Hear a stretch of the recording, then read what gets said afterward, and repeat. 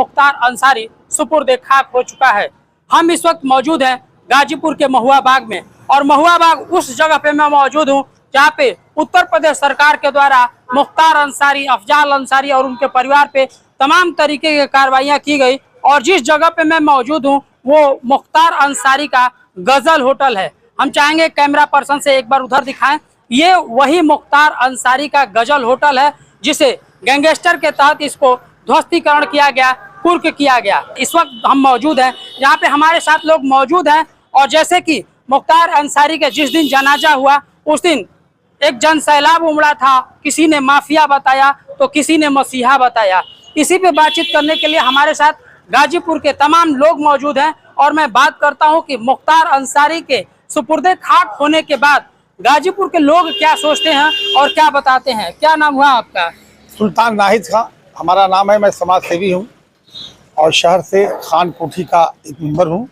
और यहाँ मैं बहुत सामाजिक परिवार का हूँ और लोगों की सेवा के लिए हमेशा तत्पर।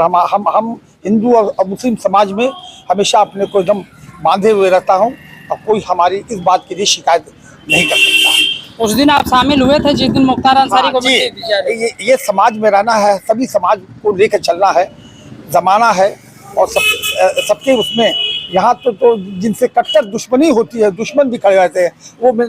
वो मेरे दुश्मन तो थे नहीं भाई, हजारों की, जबकि हमारे साथ 6-7 हमारा हिंदू समाज का जो लड़के नौजवान थे वो मेरे साथ गए थे मट्टी में उनके, जबकि मेरे साथ कोई मुस्लिम समाज का लड़का नहीं था, हमारा हिंदू समाज का लड़का था। कि इसकी नाहिद भाई चलिए भाई, वो बेचारे जो भी हो चला जाए उनकी मट्टी में। नहीं तो भाई, जिस जगह पे हम लोग मौजूद हैं मुख्तार अंसारी का सामने गजल होटल है और यहाँ पे ध्वस्तीकरण की कार्रवाई की गई थी।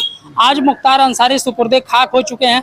मिट्टी में जनाजे में आप भी शामिल हुए हैं। कोई माफिया बता रहा है, कोई मसीहा बता रहा है, आप क्या बताएंगे? मैं तो देखिए, मेरे कहने से किसी को हम डाकू कह दे, किसी को बादशाह कह दे, कहने से नहीं है। जो समाज जिसको जो कहे उसी की बात को मानना चाहिए। भगवान ने भी कहा है, खुदा ने भी कहा है कि जो जितने जो हमारे साथ लोग गए थे, फिर उसके बाद जब मैं आया यहाँ पर, इतने हिंदू समाज के लोग कहने लगे कि भाई वो कमज़ोर लोगों और गरीब लोगों का और मजलूम लोगों का मसीहा था। वो उन्हीं से टक्कर होती थी जिनसे उनकी दुश्मनी होती थी। वो नाहक किसी को, हिंदू हो या मुसलमान हो, किसी को नाहक किसी को नहीं मारते पीटते थे, ना किसी को धमकाते थे। और सबसे बड़ी चीज़ है कि उन्होंने कई मंदिरों में भी उन्होंने बहुत योगदान किया है, कई मंदिरों को बनवाया है, बहुत अच्छा धन भी दान दिया है भगवान के नाम पर। और इसमें हिंदू समाज के लोग को मुझे बहुत ताज्जुब हो रहा था कि अरे खुदा, ऐसे ऐसे भी लोग हैं। कहीं मैंने कहा कि ये बताओ भैया कि आप जो मसीहा कह रहे हैं, ये जो ऐसा तो नहीं है कि उनके परिवार के डर के मारे ये लोग इतना जन सैलाब उभरा था? तो हमारा हिंदू समाज के लोग कह रहे कि जो माफिया जिसको लोग कह रहे थे, उसके मरने के बाद, जब मरने के बाद कोई माफिया हो या डॉन हो, फिर कोई क्या पूछता है। लेकिन यहाँ पर देखने को ये मिला कि गाजीपुर जनपद से जन सैलाब उभरा तो लोग देख नहीं पा रहे थे कि बाप रे बाप ये क्या मामला। तो वो उनकी मोहब्बत में लोग गए थे। अब जिससे दुश्मनी होगी तो भाई वो आतिशबाजी भी छोड़ सकता है, जिससे दुश्मनी होगी तो भाई वो उनके लिए खुशियाँ मना सकता, ढोली बजा सकता है। और जो जिनको किसी से कोई मतलब नहीं है, कोई उनका नुकसान है, तो वो अफसोस भी करेगा।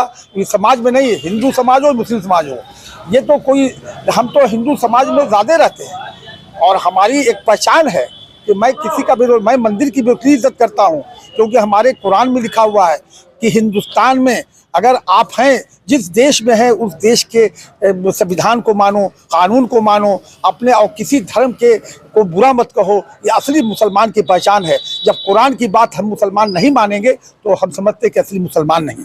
तो अभी लोकसभा चुनाव भी चल रहा है, जिस तरीके से अफजाल अंसारी खुद यहाँ पे समाजवादी पार्टी के प्रत्याशी भी हैं, भारतीय जनता पार्टी ने अभी प्रत्याशी नहीं दे, क्या देख रहे हैं? विकास का होगा या फिर जो मुख्तार अंसारी की जो मौत हुई है? ये तो गाजीपुर की बदकिस्मती है कि जो विकास करता है वो चुनाव हारता है। जैसे हम याद आता है, कालीचरण यादव शिक्षा मंत्री थे, यहाँ महिला कॉलेज नहीं था, यहाँ पॉलिटेक्निक कॉलेज नहीं था, उन्होंने दिया, उनकी जमानत जब्त हो गई। हमारे महेंद्र पांडे जी ने सैदपुर में बहुत काम किया, बेचारे वो भी चुनाव हार गए। आज मनोज सिन्हा जी ने इतना काम किया कि ऐसे कोई भी पार्टी का मंत्री आज तक इतना काम नहीं किया था। जो मैं इस बात के लिए उनको बधाई देना चाहता हूं। और इन्होंने तो काम ऐसा सा कर दिखाया कि हम लोग की आने वाली पुश भी ये सोचेगी। आज रेलवे स्टेशन लगता है कि कोई बाहर का रेलवे स्टेशन है। आज दिलदार नगर गाजीपुर की रेलवे लाइन को जो जोड़ा है, उससे गाजीपुर में बहुत सी ट्रेन जो चलने वाली और है, और उनके वजह से आज डायरेक्ट कलकत्ता आप जा सकते हैं, डायरेक्ट पटना जा सकते हैं, डायरेक्ट गया जी जा सकते हैं, डायरेक्ट बॉम्बे जा सकते हैं। एक से एक ट्रेन है। आज गाजीपुर का नाम जब दिल्ली में पुकारा जाता है, जब बॉम्बे में पुकारा जाता है, गाजीपुर, तो एक बार मनोज सिन्हा का नाम इस पर लिया जाता है। और हम आने वाले लोकसभा चुनाव में ये ज़रूर इतना एहसास कर चुके हैं कि अगर मनोज सिन्हा जैसा प्रत्याशी अगर यहाँ आया जिसने बहुत विकास किया है, तो अफजाल अंसारी से कांटे की टक्कर होगी। बिल्कुल। और एक सेकंड, और अगर उनके अलावा कोई दूसरा प्रत्याशी भाजपा से आता है तो अफजाल अंसारी को हराना मुश्किल है। बिल्कुल। क्या नाम हुआ आपका? जी, मेरा नाम मोहम्मद साद आदिल है। मैं पेशे से डॉक्टर हूँ, एक क्लिनिक चलाता हूँ और हॉस्पिटल भी अपना चल रहा है। क्या देख रहे हैं, जिस जगह पे हम लोग मौजूद है, ये मुख्तार अंसारी का गजल होटल महुआ बाग कहा जाता था कि यहीं से मुख्तार अंसारी अपना साम्राज्य चलाया करते थे। आज सुपुर्दे खाक हो चुके हैं और तमाम तरह के सवाल बयान आ रहे हैं। कैसे मुख्तार अंसारी सुपुर्दे खाक हुए? जी जी। माफिया के नाम से लोग कहते थे, कोई मसीहा कह रहा है। सुपुर्दे खाक होने के बाद जो गाजीपुर की राजनीति है उसको भी लोग देख रहे हैं। आप इसको कैसे देखते हैं? देखिए, बात मसीहा और डॉन की है तो ये समाज ने उस दिन ही बता दिया था, जो जनाजे के टाइम।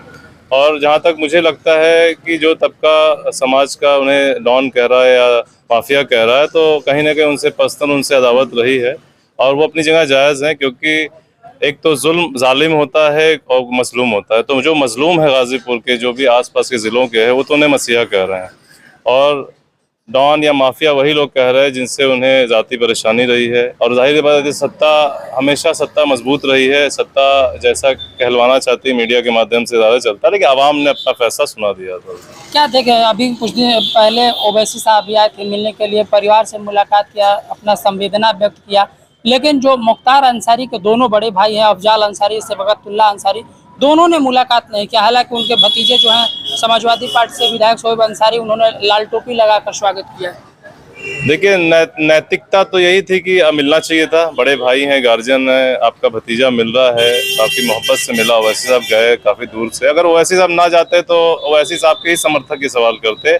और जिस पार्टी के सांसद जी हैं और जो विधायक जी हैं, मन्नू जी, जिस पार्टी के, वो पार्टी के लोग ही करते। खासकर माइनॉरिटी समाज से जो मुस्लिम समाज आता है, जो ओवैसी साहब को सबसे ज़्यादा पसंद करता है, तो वो सवाल उनसे होता। लेकिन जब वो गए हैं तो आपकी नैतिकता थी, आपको मिलना चाहिए था। आपने कहीं ना कहीं एक मैसेज दे दिया है कि मैं नहीं मिल रहा हूँ तो मैं राजनीतिक दबाव में हूँ।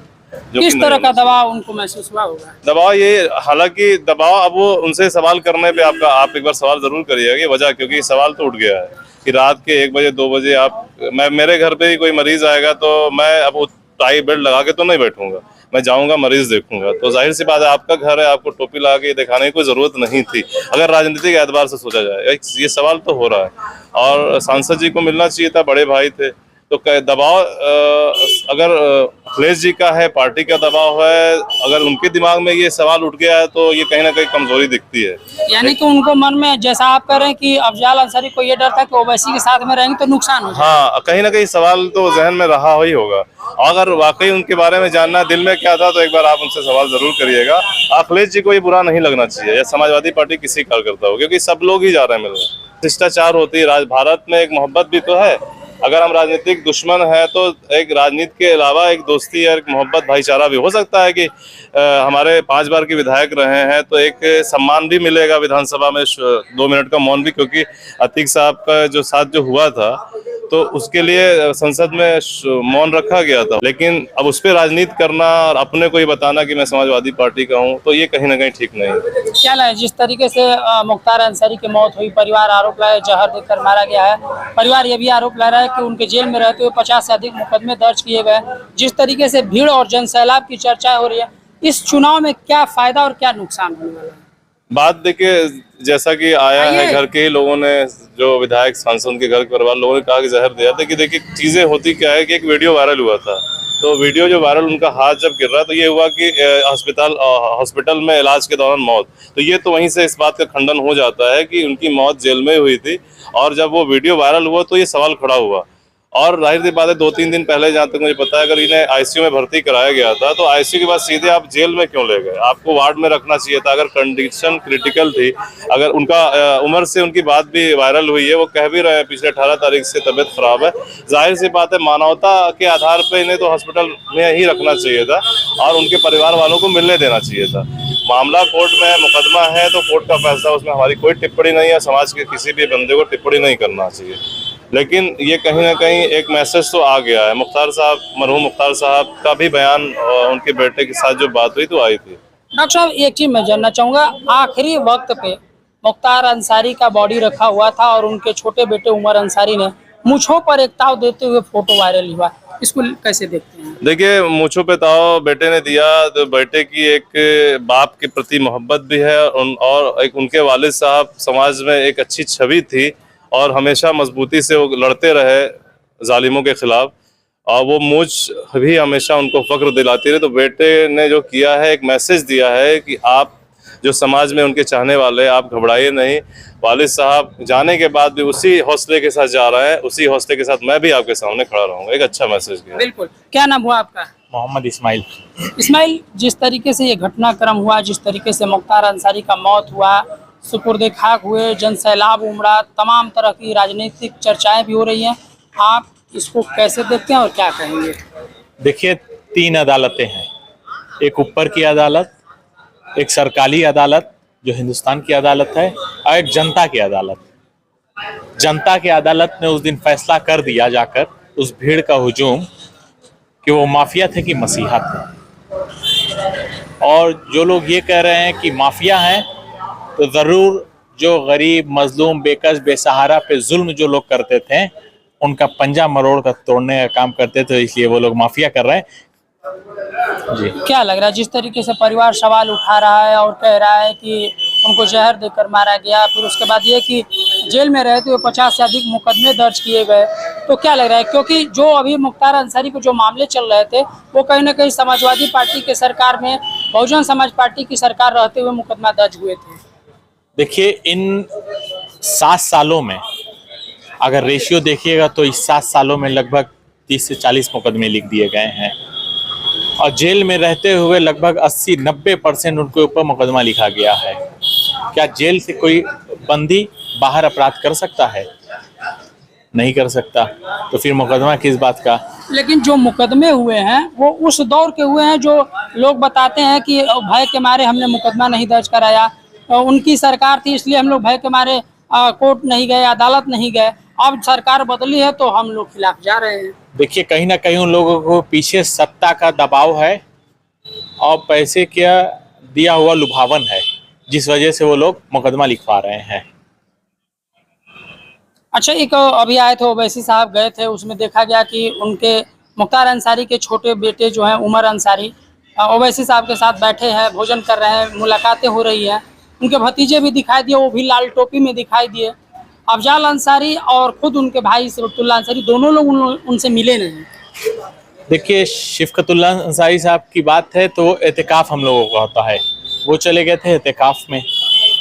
अफजाल अंसारी साहब की जहाँ तक बात है, या तो घर में रहे नहीं होंगे, कहीं चले गए होंगे, यानी तो उनकी काफ़ी तबीयत भी ख़राब रही होगी, वो दवा ववा खाकर सो रहे होंगे यहाँ तक।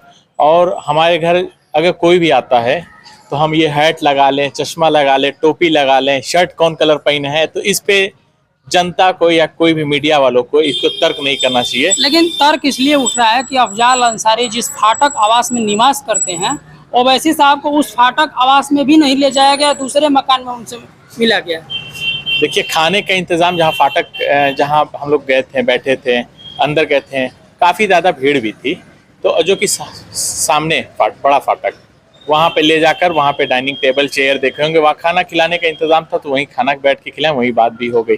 जी बिल्कुल। तो देखा आपने, हमने गाजीपुर के तमाम लोगों से बात किया और जैसा कि सवाल उठ रहा तो कि किसी ने माफिया कहा, किसी ने मसीहा कहा, जिस तरीके से मुकदमे चले और अंततः मुख्तार अंसारी को वादा अस्पताल में मौत हुई और उसके बाद सुपुर्दे खाक हुए, इसके बाद तमाम तरीके की राजनीतिक सवाल भी उठने शुरू हो गए हैं। गाजीपुर से शशिकांत तिवारी,